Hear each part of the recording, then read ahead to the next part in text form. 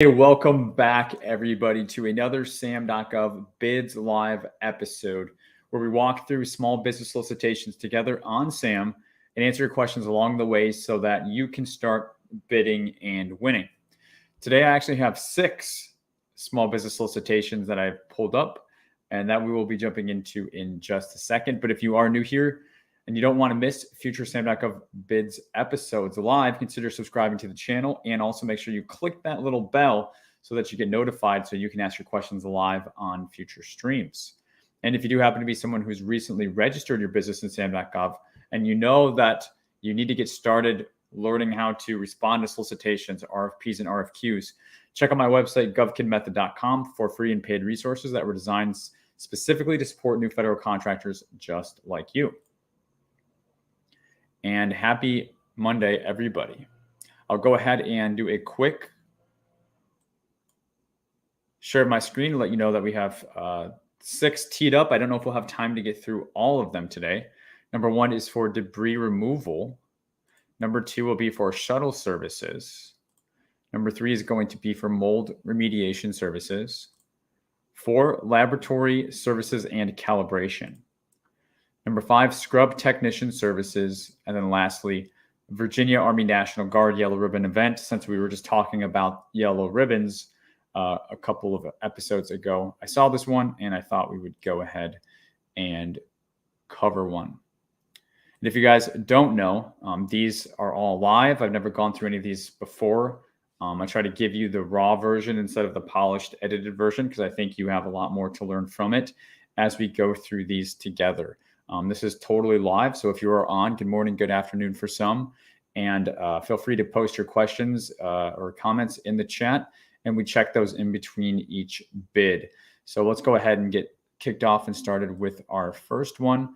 Again, for the debris removal, and this is, they're calling this trucking straight up, and I know we have a lot of trucking logistics companies out there. North Heartland Lake. VT looks like Vermont. This is going to be Army Corps, USACE. And I want to point out, this is pretty neat. This is new. They're plugging this in here on all of the opportunities now. Looking for contract opportunity help. It's almost like they're running their own little ad. Procurement Technical Assistance Centers, PTACs, are an official government contracting resource for small businesses. Find your local PTAC for free. Government expertise related to contracting opportunities. And yeah, guys, PTACs are great. They can really be helpful with getting you registered. They can point you in the right direction for set-asides. They have a map over here on their website as well. You click on this, select your state, and it gives you the point of contact. So if you're at the early stages, if you haven't registered yet and you want some hand-holding, that's what the PTACs are for. And that's why, that's not something that I don't play in that space at all. I don't do anything with registering or certifications for that reason. I'd rather just send you to a free resource where it's their entire mission to do that stuff. So you're going to start seeing these now, it looks like. So moving on, this is due September 19th, actually due today. Small business set aside. So this will be more of an example than a practical example. The work consists of, and again, this is for debris removal. So what type of debris are we moving here, guys? Furnish all labor and equipment needed to remove and responsibly dispose of debris offsite from 2 river debris piles. So maybe things have just been kind of like building up from a river and they need you to go clean it up. Approximately 400 cubic yards. For attachments, we have solicitation. We have what looks like 2 amendments. And in contracting, we have Jennifer Samela. So let's get started with our solicitation document first.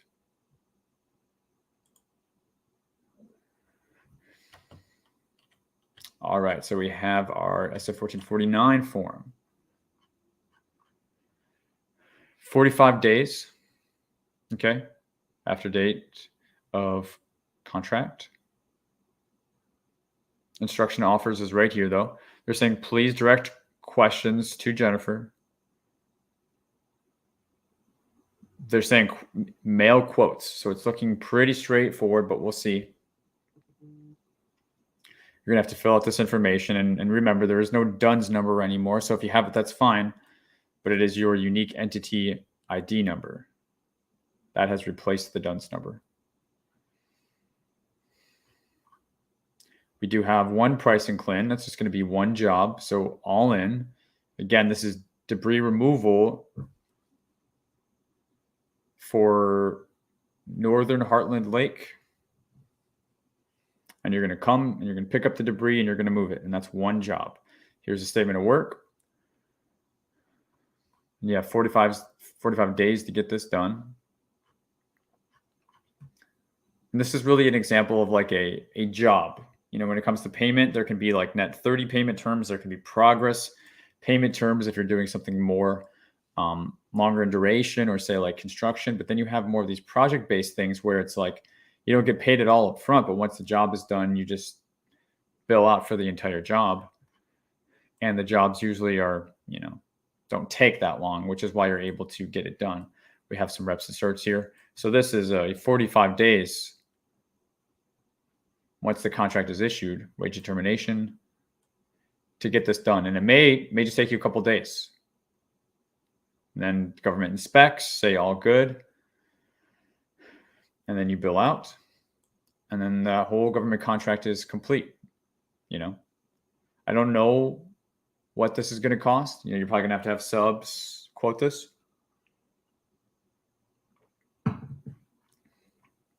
But they're not asking for anything else in terms of your offer. It really looks like quote only. So you're going to be filling out your SF 1449 form. You're going to be filling out this page 3, fill out the pricing CLINs, and then complete your reps and certs throughout here. That would basically be your entire response for this. So the main crux of this is it's going to be focused on getting pricing, and make sure you get multiple quotes. That way your pricing is going to be realistic. So I think we're pretty much good for the first one. Hello, good morning, good afternoon, everybody. Bryce, glad I finally was able to catch one live, 100%. Thanks for joining us, Bryce. Welcome. Tony, what's up, man? Good afternoon. Completed the first module in your masterclass. Awesome. Great info. Glad that you're enjoying it. Thanks for the follow-up from last week. I have not forgotten. Trilla's Adventures. Hello, I was finally able to make a stream. Yes, you did. We are live. What's going on? We also have Nia joining us as well. Good afternoon, Nia. Looks like your question got cut off. Oh, there it is. Yeah. Good afternoon. If you don't receive a confirmation of RFQ submission receipt, what should you do, and how long should you wait to request a debrief? Well, you only request a debrief once the award is made, and then if they don't respond to your email, try calling them, and then you try calling them again. Basically, it's really all that you can do. Henry, what's going on? Can you outsource those type of jobs like debris removal or fiber install? How do I subcontract without going to jail? Yeah, great question, Henry. A very common question, probably the most common question. It's so common, I built a whole master class around it. I'll just go ahead and post it in the chat, and I'll share it on my screen. The master class goes into a lot of depth answering this, so I won't spend time right now to cover it. But Henry, if you want to go in deep on this, or anybody else who wants to, it's totally free. It's just on my website, govkidmethod.com, free training. And I think that will be a huge help to you based on your question. Adia Brookins, hello, VA again. Welcome back. Yes, welcome back. All right, guys. So what do we have installed for our number 2? We have shuttle services, round trip Lufkin to Houston. All right. So VA, due the 27th, so a little more than a week. SDVOSB set aside, however, and this is going to be going from the Charles Wilson Community Outpatient Clinic to, I'm not sure yet. They just have one address. We have a lot of copy and paste from the solicitation itself. And then we have, and Tony, we have a yellow ribbon one that we're looking at today, an inspiration from you, I believe, if I remember correctly.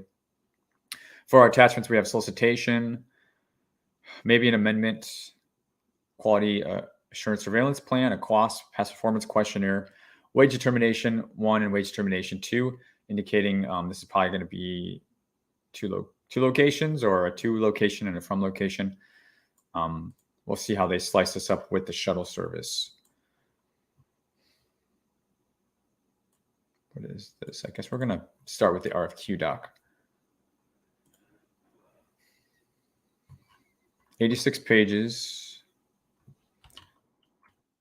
Here they are giving us routes, daily rate for the routes,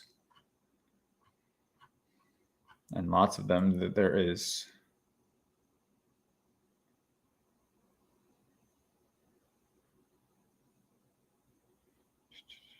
Yeah, this one's a little messy. I mean, you notice you're running lots of routes is the work.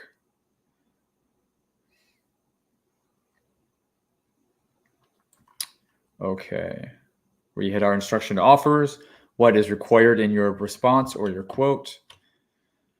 Submittal of quote, email to Orita Jarvis. Deadline, you have to be SDVOSB, so that we covered. Complete and fill out the schedule of prices, which I think is going to be attached separately. Compliance with limitations on subcontracting.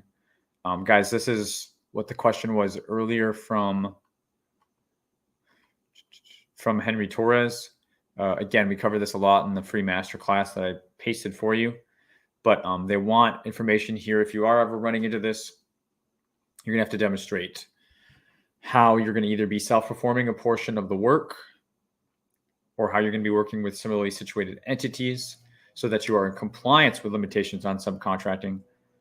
Since this is SDVOSB set aside, what they're trying to avoid is, hey, we're SDVOSB set aside. Let's just win it as the prime, and let's give 95% of the work to a subcontractor, and we'll just take a 5% fee. That's not going to work. Okay, that's called a legal pass-through scheme, and that's again what we cover in the masterclass, how to do that legally. And so that's why the VA really cracks down on this a lot, because a lot of say just total small businesses or large businesses or anything that's not SDVOSB, they like to partner up with vets and say, hey, let's just use your set aside and let's both get rich together or whatever. Doesn't really work that way on SDVOSB set aside. So they're really starting to crack down on that stuff. So here's more about your response, though. Factor 1, Factor 2, Factor 3. Factor 1 is technical, Factor 2 is past performance, and Factor 3 is price, which is the three common core elements of any true proposal, RFP response. So you're technical, you're going to want to answer this, meaning your ability to provide the type of shuttle vehicles required. Provide a description of the vehicles, including your make, model, and features. So they're really wanting you to hit that hard on Factor 1. Factor 2, past performance. Provide 2 references, okay? City, state, local, or commercial contracts. You can also use subcontractor past performance, and we show you how to do that also in the free master class as well. Also provide description of any material, legal proceedings, if you have those, I guess. And then if you do not have relevant past performance, you will not be favorably or unfavorably rated. And we also go more into that as well. If those are the 2 big things, right? How do we middleman? And then those who are looking to middleman legally, how do we do so without having past performance? So that's what they're referring to here as well. Fully covered in the master class. Factor 3, price. We don't know if it's going to be best value or lowest price. See if we have an evaluation section.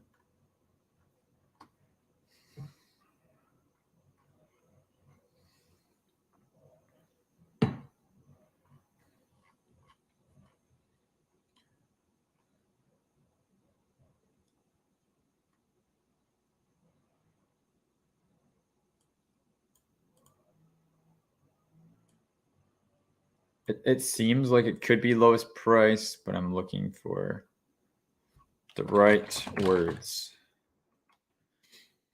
All non-price factors when combined are significantly more important.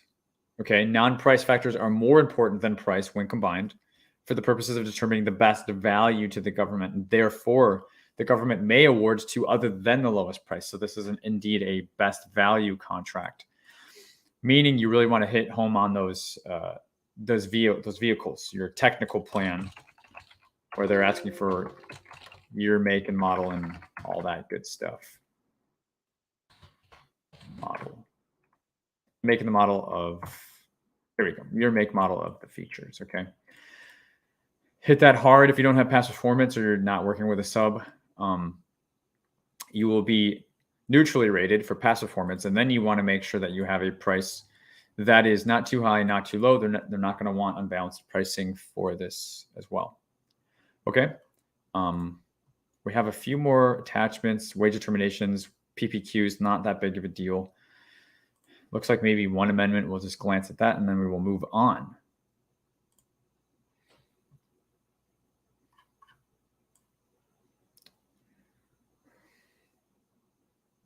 Let's see. What is this?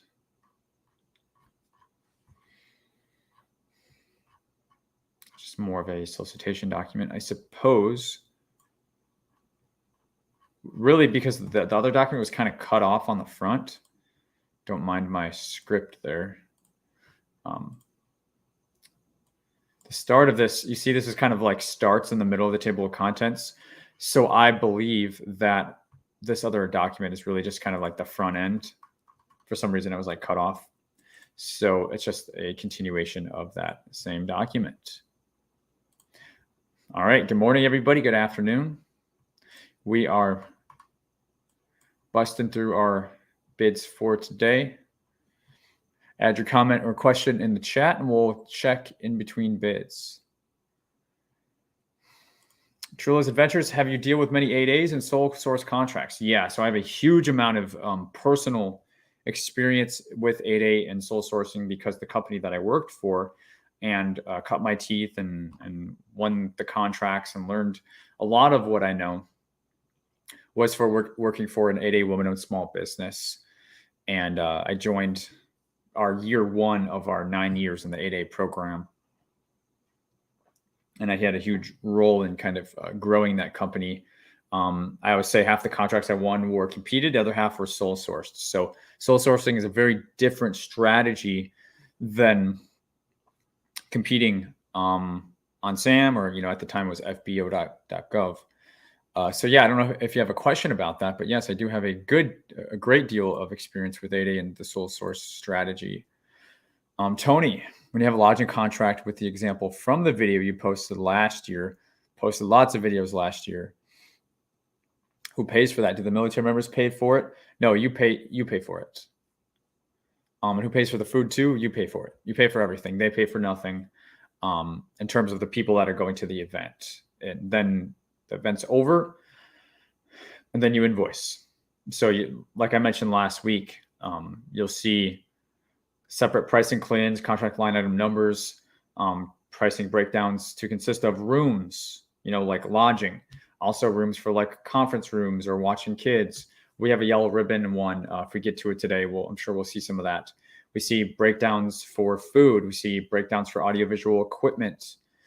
And that's pretty much most of it. It's like the rooms, the food, and then the conferencing equipment. So you provide all that, you upfront all that, and then you bill out afterwards. Hey, John, hanging out with us again as well. Happy Monday, John. How's Mexico treating you? I don't know if you reside there, if you're visiting there. AM, good morning. Happy to be back. Thank you. Absolutely. Welcome. Yeah, and definitely Henry's question is a very, very popular one for sure. Yep, so let's keep it rolling here. Next, we have mold remediation services. So this is going to be environmental type work for the Navy. This is due the 26th. Small business set aside. This is going to be RFQ. They did do a bit of a copy and paste in the listing body here. So we do see price, past performance, and other factors, i.e. probably technical, look like they're going to be important. The government will award a contract based on what's most advantageous to the government, price, past performance, and other factors considered. So probably not going to be lowest price, probably going to be best value at a glance. There's a site visit on September 23rd. Always make sure you guys are attending site visits whenever they have them. We have a base access form and then what looks like our actual solicitation here.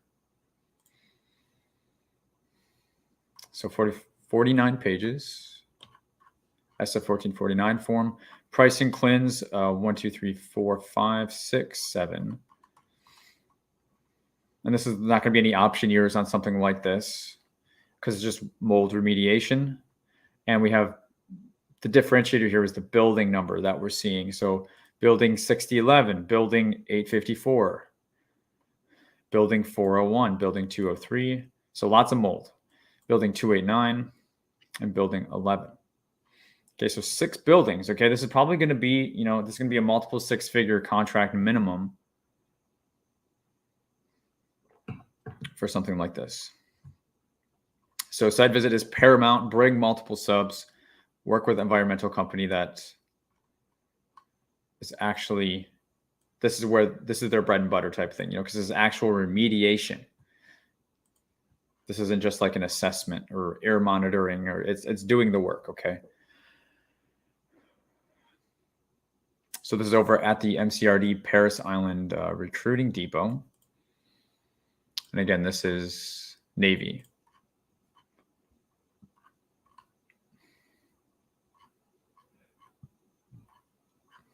And we had those 7 pricing cleanse. So we know that we did see the price, past performance, and other thing in the SAM.gov listing page, excuse me.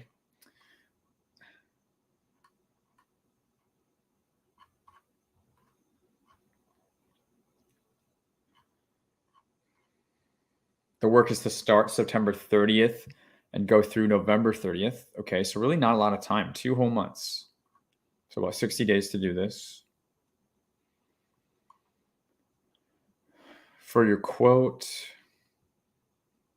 reps inserts, 1449 form, pricing cleanse, acknowledge enemy amendments. There are none as of yet. Make sure your quote's good for 45 days.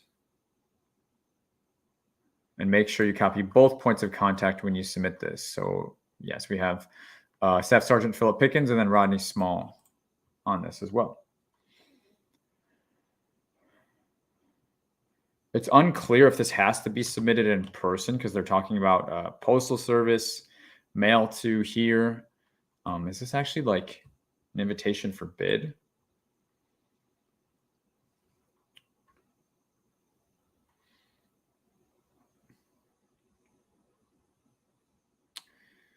So you can see here, guys, they check these boxes you can refer to. RFP is request for proposal. RFQ is request for quote. Then IFB is invitation for bid. They checked RFQ. So I don't believe you have to snail mail it in. Could be a question that you ask, though. I mean, why not just email it like all the others?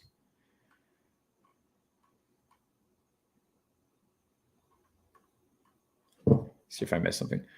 Okay, yeah. So I just read, I read really all over the place. So submissions may be made via email, right? I think I already said that. I'm just getting ahead of myself. Or you could submit via USPS. So for the apparent successful contractor, you must have satisfactory or neutral past performance, which is really interesting. They're straight up telling you, you must have satisfactory or neutral past performance to even win this, right? And what do we know about neutral past performance? Those who do not have any past performance must be neutrally rated. So, I mean, but the thing is, you can use your subs past performance, and you definitely probably going to be using a sub on this. You're probably not going to be self-performing this unless this is what you do. And if that's the case, you're probably going to win. Like I say, if you can self-perform work like this, you're probably going to win most of the bids you go after, because most of these contracts nowadays are using the middleman technique, which means there's another link in the chain, another price on top of a price markup. You're just going to win on price all of the time if you can self-perform.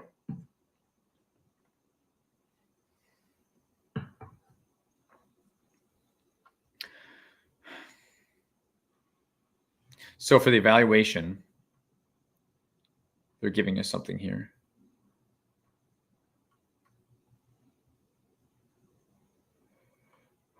So the government will conduct a comparative evaluation of quotes based on price and other non-price factors. The government will first determine unacceptable quotes. And this is what I tell you guys. I always tell you when they're looking at this, they look for reasons to throw you out.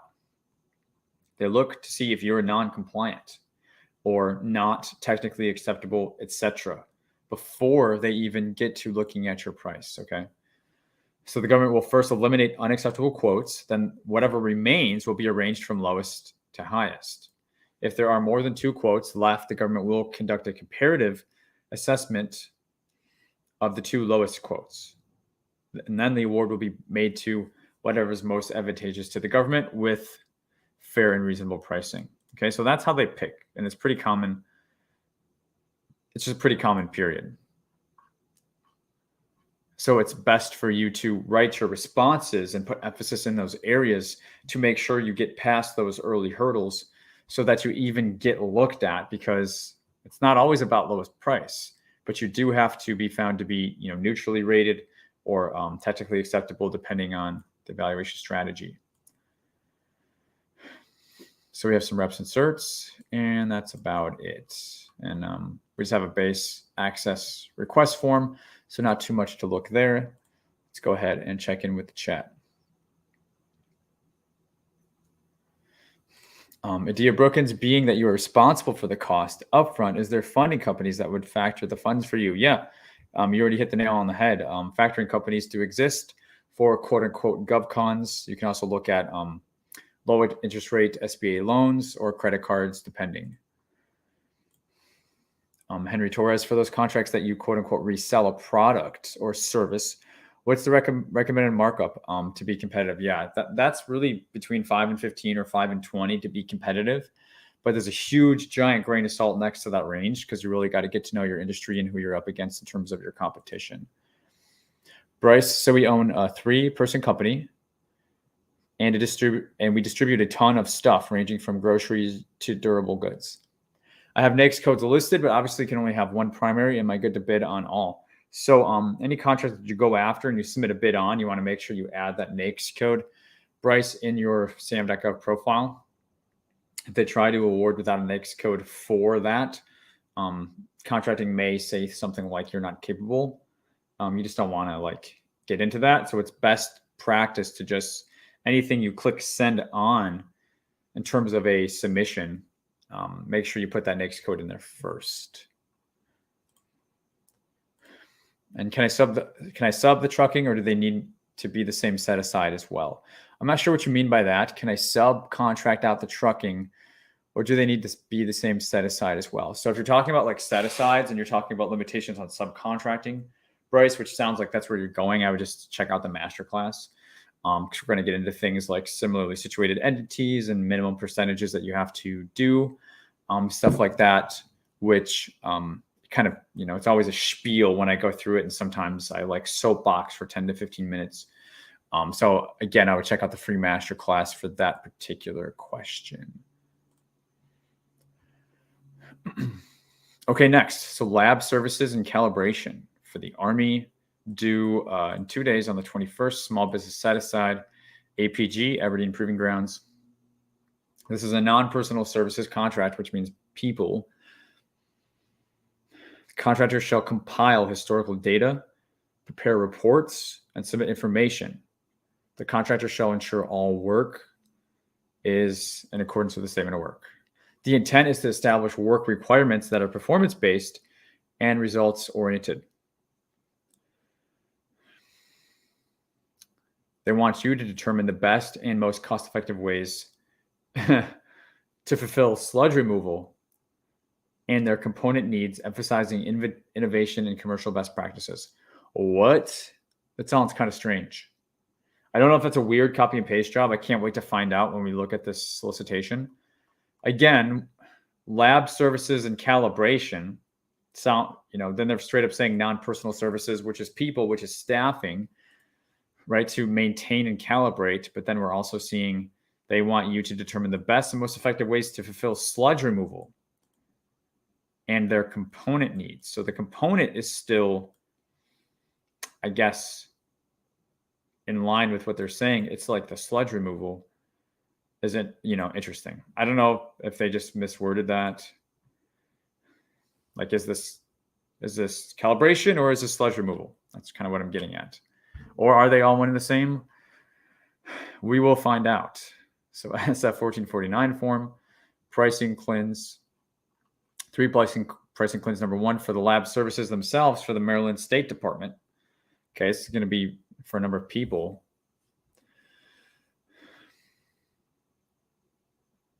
And this is going to provide sampling and analysis of waste and wastewater.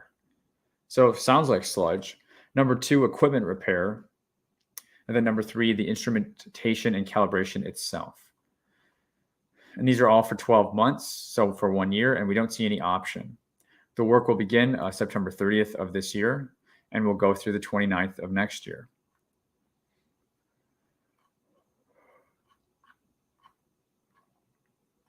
So here's our PWS. Table of contents just for the PWS, so that's a fairly involved PWS.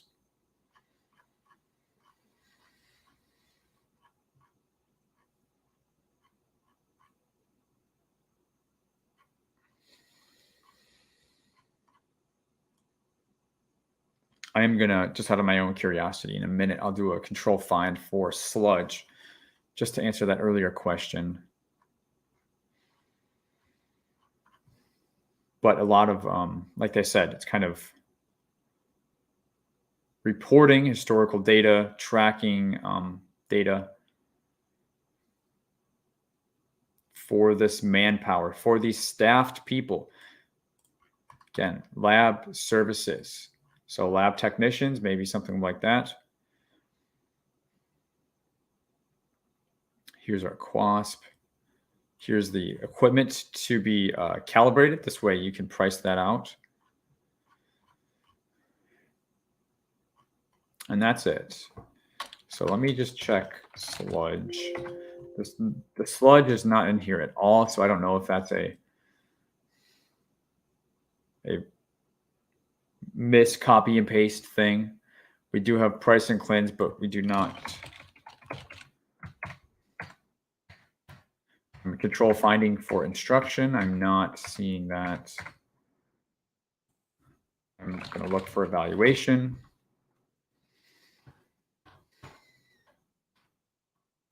See our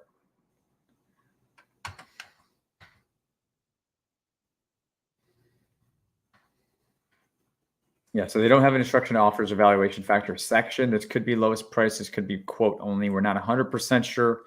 Could be a question worth asking, although this is due in 2 days, so you don't have a lot of time.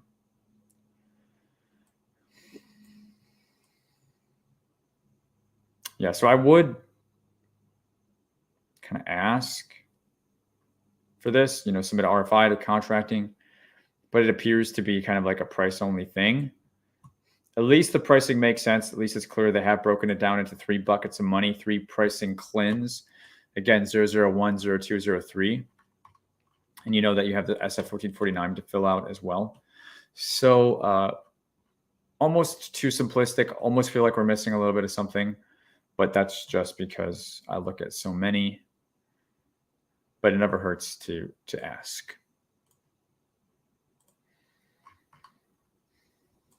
All right. Okay, John clarified 3PL, third-party logistics. Got it. John, for custodial contracts, what are things to include in your pricing? John, every bit is different, so the best answer to that is to give them what they're asking for. Every say custodial / janitorial / housekeeping contract that you look at, it's going to ask you for very specific things. So you should never be asked the question you're asking. It's good to ask it now to kind of like get it out of the way, because when it comes time to actually respond to something, you never want to ask that. If you're not able to find and you don't know what to include, that means you need to beef up on the reading skills. And reading is a lot of what we focus on here as well. So you are in the right place. You got to walk before you can run. You got to read before you can write. You don't want to be making assumptions about what to put in. Instead, you answer very specific questions or you answer the very specific sections of the solicitation, and then you give them exactly what they've asked for. No fluff, no guessing, just almost like a copy and paste. Here's the question. Let me go ahead and respond to it, right? That's more of the right approach. But what are things to include in your pricing? More specifically, again, it's kind of the same answer. The example we just looked at, they broke down pricing based on 3 different claims. So custodial, they could have you break down based on doing a service 2 times a week to do the usual cleaning. Maybe they have window washing once a month. Maybe they have wax and buff the floors every 6 months. They may ask you to price all that separately. So, John, I don't know if you're self-performing this, if you're planning to sub it out, but based on what the government's asking for, in turn, you need to pass that also down along to the sub. They may be asking you to provide your own cleaning chemicals, bio-preferred cleaning chemicals, or they may say, hey, we have a custodial closet. This is going to be GFE, government furnished equipment, and you just use ours. So every bit is different. That's like a bunch of different examples of how it could vary, and things that you could see in your pricing specifically for janitorial contracts. I have a fly friend visiting me here today.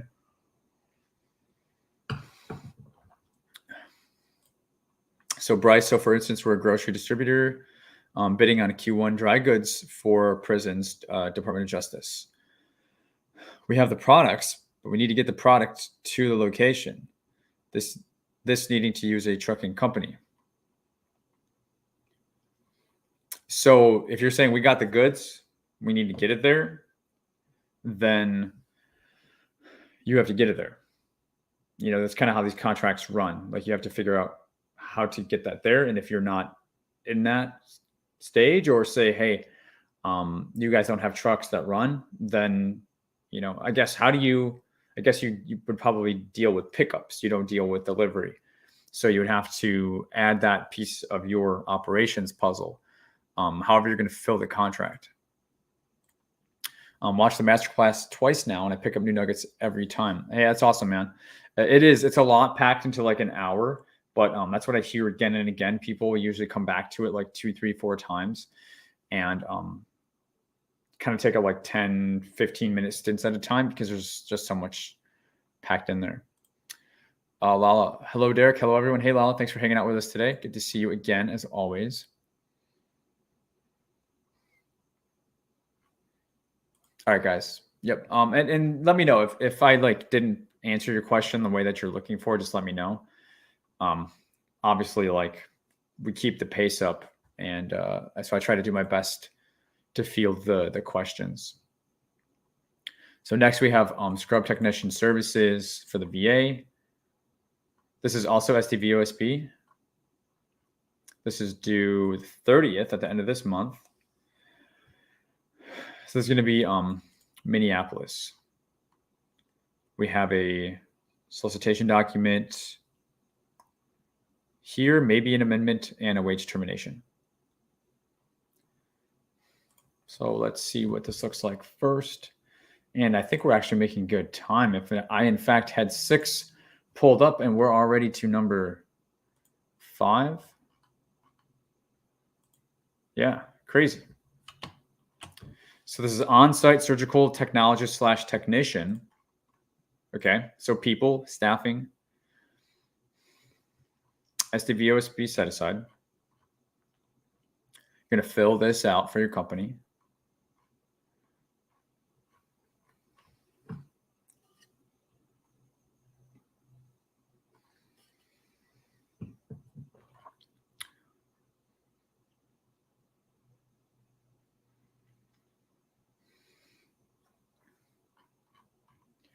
Okay, here's our statement of work, more of what the people would be doing or what you would be recruiting for.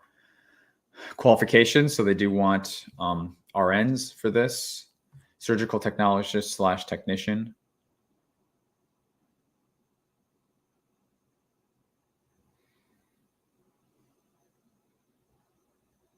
So all of the medical requirements, which are very unique to the medical space. And the medical space really is, it's a beast.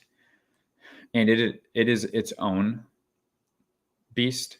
And you're either kind of in it or you're not. I find people who do medical, they focus on medical, but people that do, a bigger umbrella, they try to squeeze medical under there. It can be tough because it's usually just much more involved than those other services that you have grouped under your umbrella.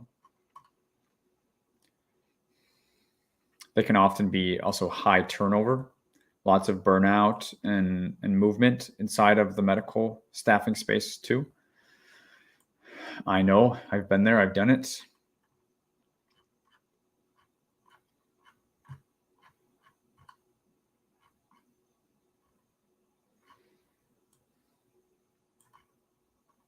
Okay, so we're making our way to the evaluation, which in fact is going to, it appears, give us some of our proposal instructions at the same time. So they are saying lowest price technically acceptable, LPTA, with a big old highlight, with the emphasis on technically acceptable first, like we talked about 20 minutes ago. You got to check the boxes first before they even look at your price. You can't just come in this being the lowest price expecting to win based off of that alone. Your offer has to also make sense. And how it makes sense is determined by if you're technically acceptable. They are expecting a best value to result from this, but they are saying technically acceptable. So they're kind of sparsing words there a little bit. Factor 1, factor 2, factor 3, factor 4. So this is going to be how you're evaluated and should also reflect what you're putting into your response on this. So factor 1, provide a management administrative capability and responsibility, basically like a management plan that demonstrates your ability to provide medical staffing services. Okay, so probably have some sort of staffing plan in there as well. Factor 2, have 3 years of recent experience providing healthcare staffing. Okay, so they're wanting to see that actually for past performance. Factor 3, provide past performance information in this breakdown. So they're kind of breaking down like between factor 2 and factor 3. So we don't always see this, guys, but there's a difference between past experience and past performance. So past experience is what work you did. So that's what you would put here in factor 2. Factor 3 is past performance, is how well you did on that work. Okay, how did you perform? And then factor 4 is a copy of the medical liability insurance at or above the rates defined here, and then pricing. Then we have reps inserts. And to John's question earlier, like these are the things, right? Every bid is different. These are the things that affect your pricing and affect your overall proposal. So we read and we find these, and then we find out what we're going to put in our pricing. We find out what we're going to put in based on this stuff and based on pricing cleanse. And refresh my memory. Did we have pricing cleanse on this? It's a 113-page document. Yeah, so there was not a pricing cleanse here. I'm going to look at this. Otherwise, it's probably just going to go right in that SF 1449 form. Yep, so just to follow on. So your pricing is likely going to go actually in here since they did not provide anything else. You're going to fill this out. And then you're going to provide your proposal and basically in order of the things that they've asked for, and complete any reps inserts.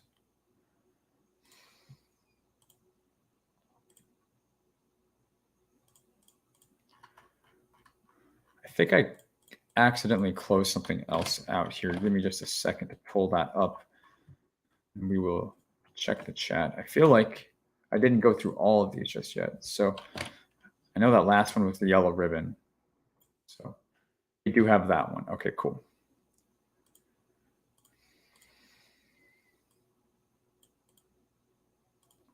All right, perfect.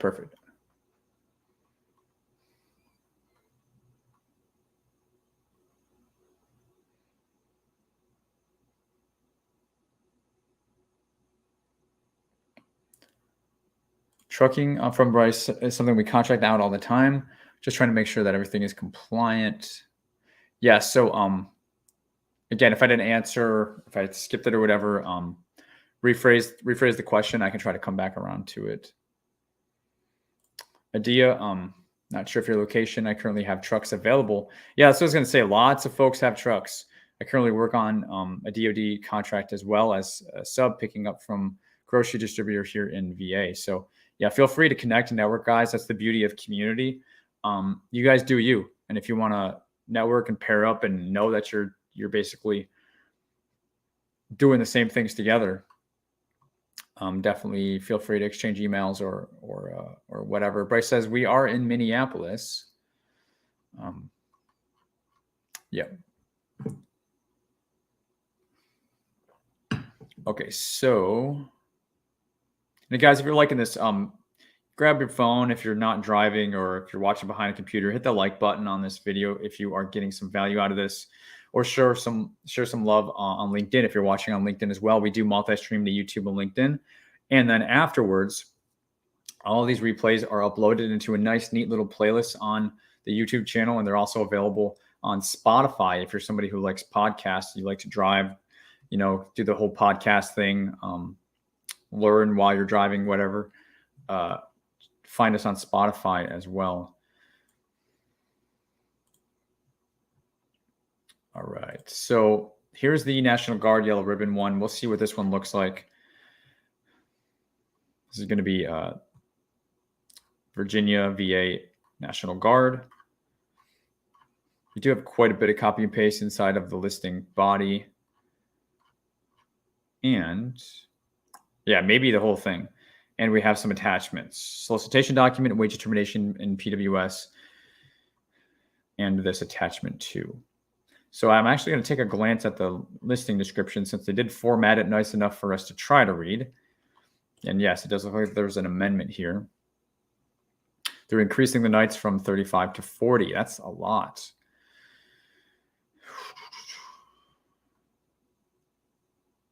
Richmond, Virginia, downtown Richmond, Virginia.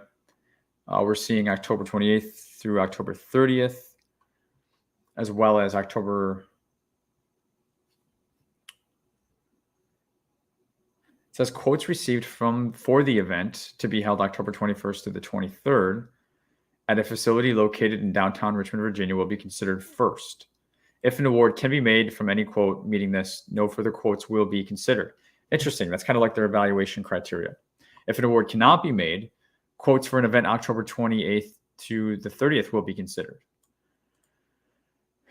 If an award cannot be made after evaluating that, quotes for an event October 20th through the 30th will be considered, which is the same dates. And then if an award cannot be made, October 14th to the 16th. We'll see what that looks like inside the actual solicitation. It's a little hard to follow there. Little humorous how they're doing these evaluations. I thought I saw some pricing cleanse. It is lowest price for basis for the award. Here's the cleanse.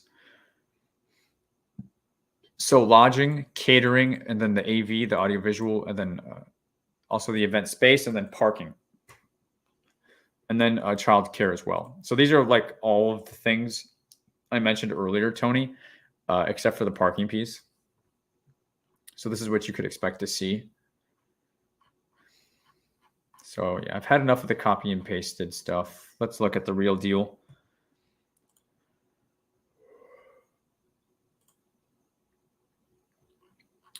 Let's look at the real deal, and we have a one-pager.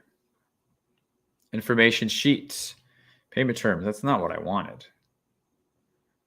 We may not have any solicitation. We may just have a PWS. Yep, here's reps and certs. So what's the PWS look like? Still. What the heck? So yeah, they're not giving you anything, guys. So you're going to have to kind of like create your own structure. No pricing tables, no SF1449. Just what they've pasted in the body description, wage termination there. So you would have to create this. They're giving you the pricing cleanse, so you're going to create some sort of pricing table. to reflect this stuff, these CLINs. Not nice to wade through this, but you would kind of have to.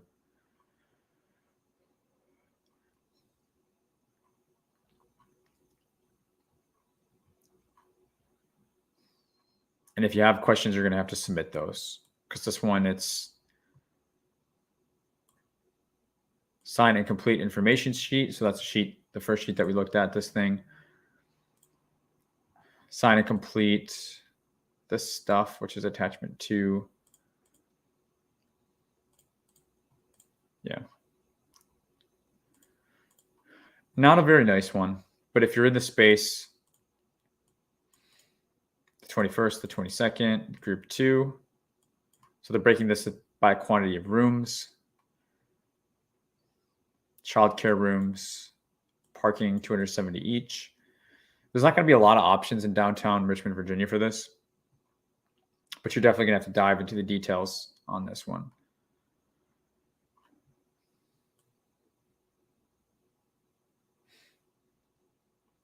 Yeah, and that's really all that we have. Not really a whole lot more at the moment to go through, because we are limited, but I do have some of those questions on this that I mentioned. Bryce says, unfortunately got a jet. Zoom call in 10, 100%, Bryce. Good luck on your Zoom call. Thanks for all the great info. Absolutely, absolutely. Tony Dunn, liked as soon as I logged in. The least I could. Appreciate it, Tony. Appreciate you, man. And that is actually apparently our 6th bid. We just flew through these today. If you have any last minute questions or comments, we have a few extra minutes today. I'm happy to weigh in on something if you have it. This will actually be the last and only live for this week. I'm going to a conference tomorrow in Orlando, Florida that I'm super pumped about. And it's going to be Wednesday through Saturday, so I'm just not going to have any time. Tomorrow is going to be entirely commuting, so this is the only live for this week. And then we'll be back to normal next week with our usual Monday, Wednesday, Thursday live sessions. But I definitely wanted to get today in.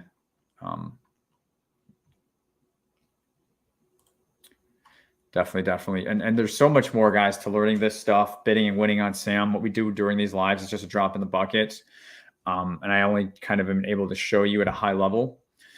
We do get a lot of questions kind of like about our program, our coaching program. They're like, well, hey, I'll just, I don't need the program. I'll just do the lives and, I'll just get the help there. And that's fine. If that's all the support that you need to start bidding and winning, just asking a question like here in the chat, like awesome.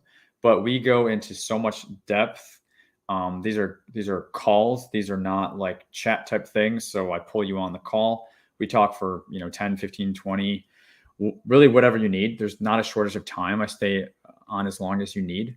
So that's kind of like the big difference between what we do here on the lives and really what we do with those in the coaching program. So if you're needing something like that, I recorded a new video just last week. Just check out the website, govconmethod.com.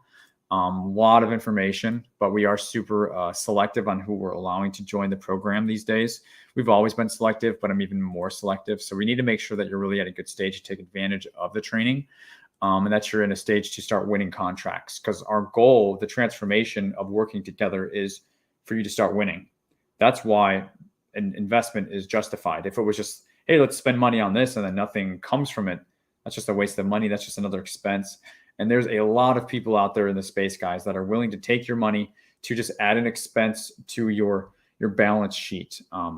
We try to offer an investment so that you get all your money back, in the first contract, and then you know how to win. And then you just go on to fish as much as you want. You go on to win as much as you want with continued coaching. We don't take any sort of percentage or commissions or anything like that. Once you're in, you're in. It's for a lifetime. So if that's something like, if you're at the stage where you're struggling, you're here watching for a reason, and you think going to the next level with support is something that could get you there, then just consider applying. Again, govconmethod.com is the website, and the application's right on there. Yeah, John, thanks for hanging out with us. Hope you got some value. And definitely, like I said, no more lives for this week. It's going to be a short week. I'm going to have a blast. I just can't wait. But next week, we'll have a lot more lives. Nia, any tips for providing a recovery cost fee? Not really. I would have to look at the solicitation with you, Nia, to get into doing that, and I would be able to help in that way. But yeah, just based off of this comment alone, there's not much. I need more context. Dr. Virginia, quickly becoming a regular here. Thanks, Derek. Safe travels and enjoy your conference. Can't wait for you to share what you learned. 100. Hey, appreciate that. Yeah, I definitely think I'm going to come back super energized and probably on some level of a high from the conference. And I definitely look forward to bringing that energy to the community here as well. Cool. Well, all right, guys, thanks for hanging out today. Again, smash the like button if you have not already. And if you're new checking out, maybe this was your first, consider subscribing to the channel. This way you can hang out on future lives, like somebody have said, and bring your questions on future lives to get those answered as well. So take care, guys. We'll see you all next week. I'm definitely going to miss you. Last minute, Rich, I'm in the process of getting my cage code, physical address. If I provide my residential address, what kind of documentation do I need to provide? Not sure what the question is. If you have a physical address and you're in the process of getting your cage code, that means you're going through SAM. You just, basically answer the questions. If they ask you for residential address, you can provide that. You just give them what you ask, what they're asking for. CTUC, how is the Net 30 program? Those are just payment terms. So it's very common with staffing and professional services. You pay up front, then the government reimburses you Net 30. Pretty common for professional service type stuff. For sure. All right, guys. Have a good rest of your week, and we'll see you all next week. Take care.